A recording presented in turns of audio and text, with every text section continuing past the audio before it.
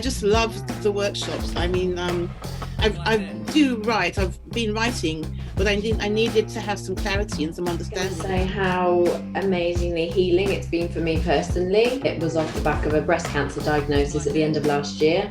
So I started writing really to support my healing, essentially.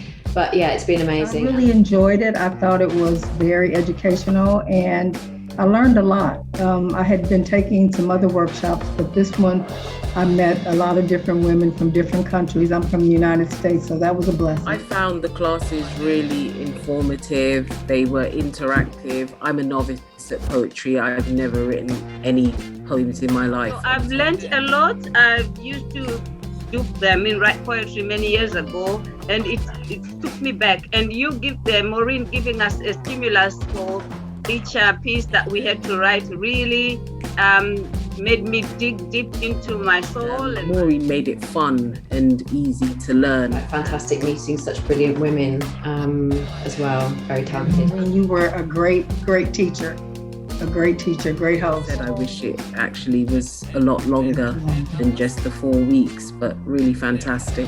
it's gone too quickly. Can we have more, please? Anybody who's listening who wants to go and do this, do it, please. I wish it was longer.